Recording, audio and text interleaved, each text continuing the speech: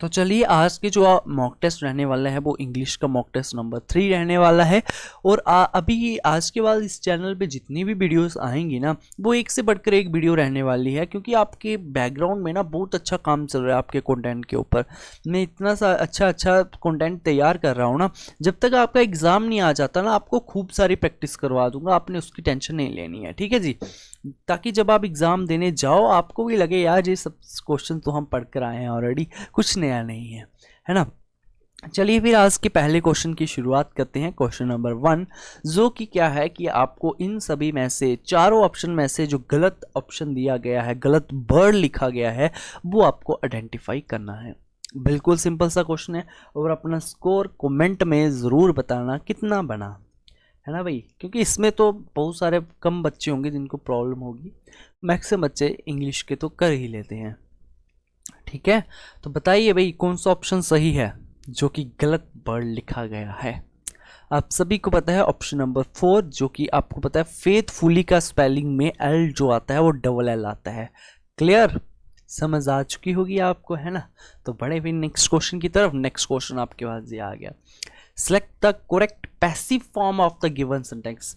आपको इस सेंटेंस की करेक्ट पैसिव फॉर्म बतानी है, ठीक है जी। एक्टिव से पैसिव फॉर्म में आपको कन्वर्ट करना है। ये जो police beat a number of लिखा है इसकी आपने पैसिव फॉर्म बतानी है। तो कौन सा ऑप्शन सही है आप हमें बता दीजिए, वीडियो को रोकिए, ऑप्शन को बताइए, ठीक है। बताओ भाई, बता दो।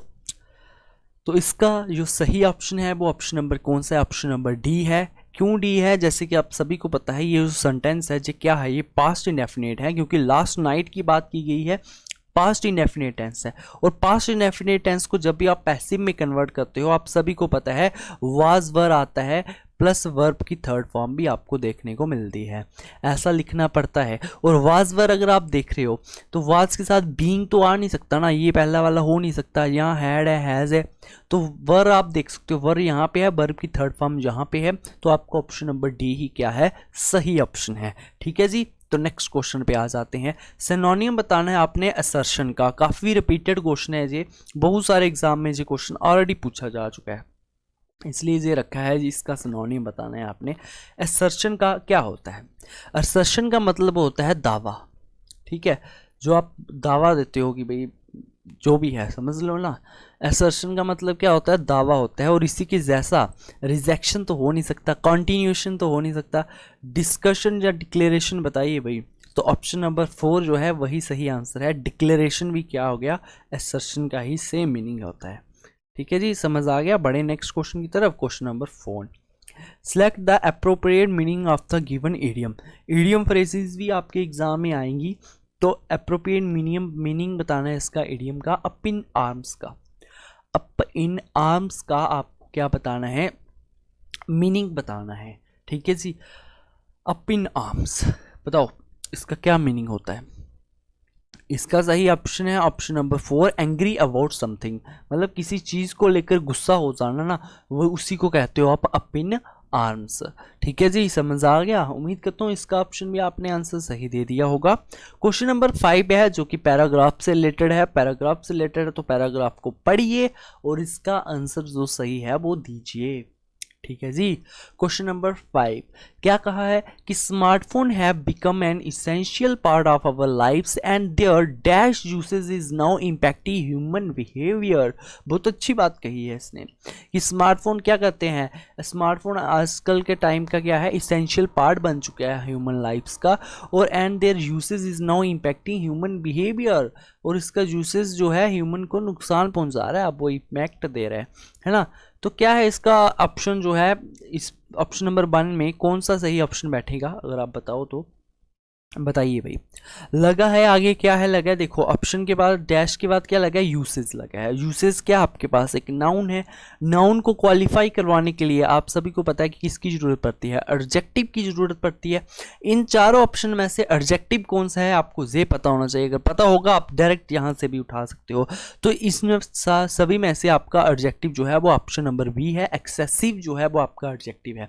आप यहाँ डायरेक्ट एडजेक्टिव नाउन का खेल देखकर भी रख सकते थे। और अगर आप ऐसे लाइन को सेंटेंस को पढ़ते तब भी आपको पता चल जाता कि भाई एक्सेसिव यूसेज होता है, एक्सीडिंग तो आ नहीं सकता, एक्सीडिंगली भी नहीं आ सकता, ना ही एक्सीड आ सकता है। तो बर्न लाइन को सेंटेंस को पढ़ते ही पता चल जाता है ना। ऑप्शन नंबर बी ओ क्या होगा इसका सही आंसर होगा। क्वेश्चन नंबर 6 में आपने पढ़ना है इसका, we need to dash think about digital detox. आपको यहाँ हमने सोचने की ज़रूरत है, क्या है कि आपको सीरीज की है, सीरियसनेस की है, सीरियसली है, सीरीज की जरूरत है, बताओ भाई। ऑप्शन नंबर सी होगा क्वेश्चन नंबर 6 का, सीरियसली हमें सोचने की जरूरत है। ठीक है, बाकी ऑप्शन तो आ नहीं सकते जो कि आपको सिंपली दिख रहा है ना। क्या है, दिख रहा है कि नहीं दिख रहा बताओ। अगर आप चाहते तो यहाँ थिंक से भी देख सकते थे। जैसे आपको पता है थिंक क्या है आपके पास, थिंक आपके पास वर्ब है।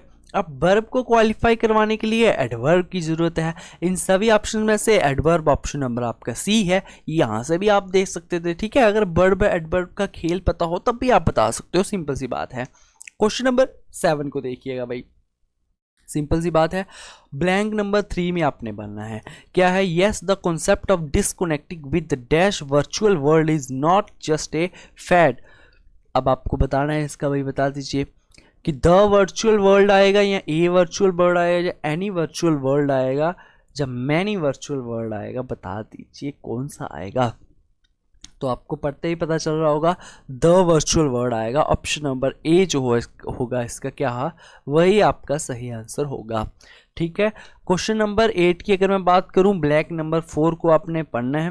The global brand director of the smartphone Vivo in his speech nudged all smartphone users dash a step backward and think. आपको सोचने की जरूरत है।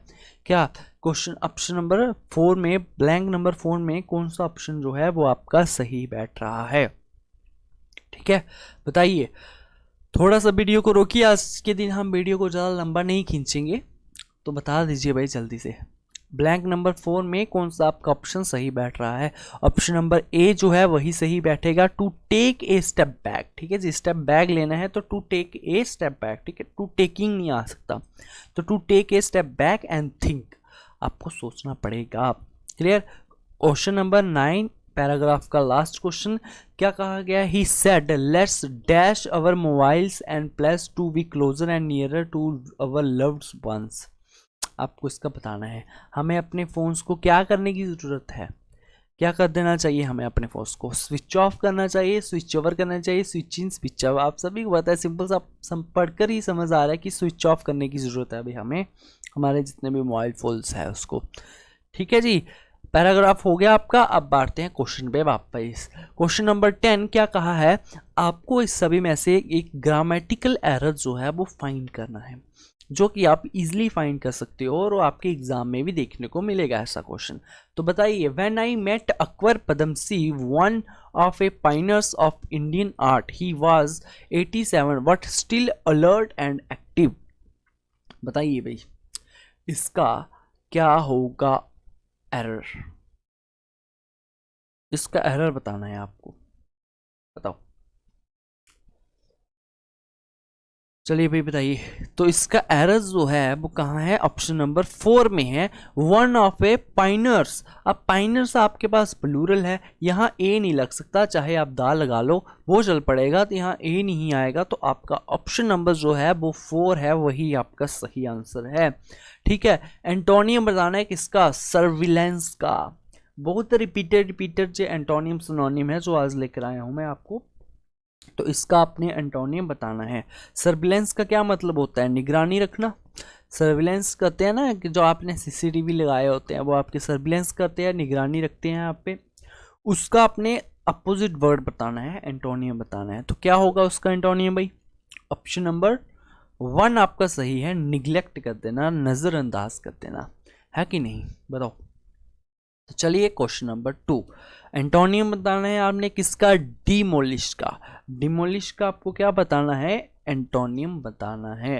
पहले डिमोलिश कर दिया, अब उसका उल्टा क्या होगा भाई, कंस्ट्रक्ट कर देंगे हम उसको, बना देंगे, है ना। तो इसका ऑप्शन नंबर 4 बिल्कुल सिंपल से वर्ड है, कोई ज़्यादा मुश्किल तो नहीं है, है ना।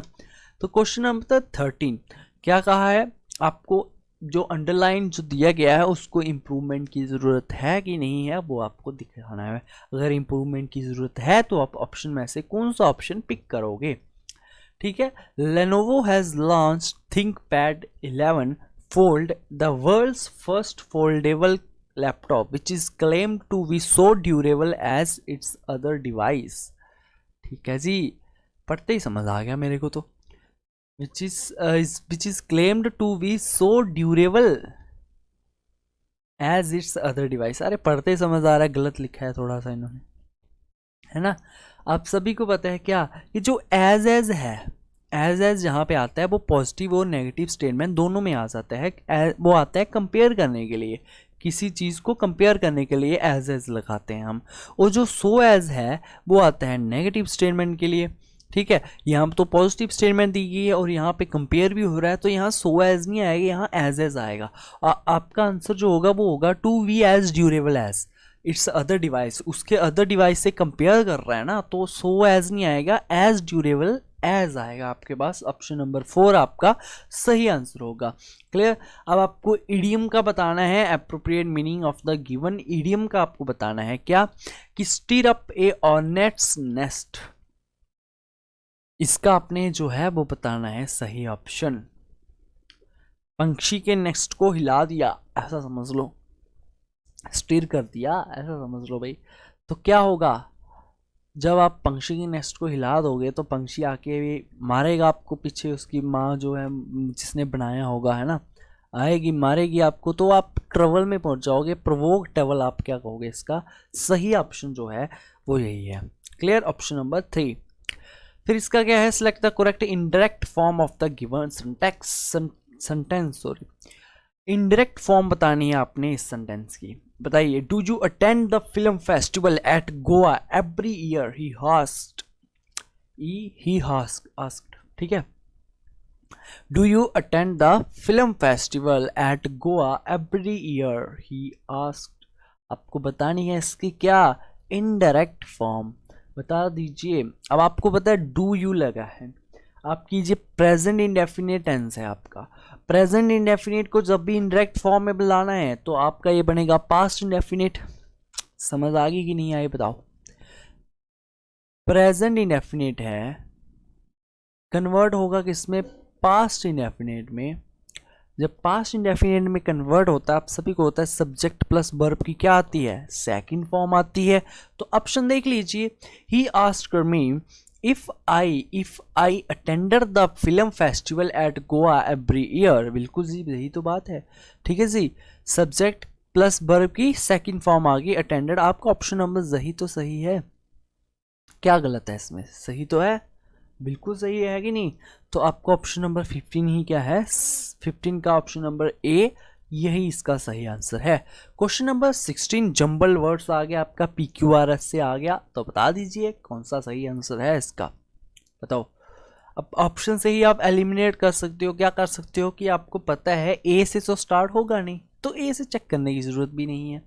जहाँ तो डी से होगा, यहाँ तो सी से होगा, यहाँ तो बी से होगा। अगर मैं बात करूँ बी से होगा भाई, क्योंकि बी भी 2 बार है, तो बी से अगर आप चेक करो, बी से हो सकता है क्या, the secret life of frogs. बिल्कुल भाई, सेंटेंस तो स्टार्ट हो रहा है यहाँ से। The secret life of frogs is the first ever film on the MVV of India. उसके बाद सी आएगा, अच्छा सी ही आएगा। The film has been shot extensively in the Western Ghats. उसके बाद क्या डी आएगा या ए आएगा वो आपको बताना है। It shows cases unique species of frogs which are critically endangered. The most well known among them is the purple frog needing immediate protection। भाई ये तो पूरा सेंटेंस ही बन गया। BCDA पढ़ते ही आपको समझ आ जाएगा भाई, इसमें कोई वो नहीं है कि नहीं समझ आने वाली बात नहीं है, पढ़ते ही समझ आ जाएगा। क्योंकि अगर आप BC के बाद ए लगाओगे ना, तो यहाँ पे ये देम दिया गया है, इसको आइडेंटिफाई तो करवाना पड़ेगा ना कि ये देम आया किस लिए।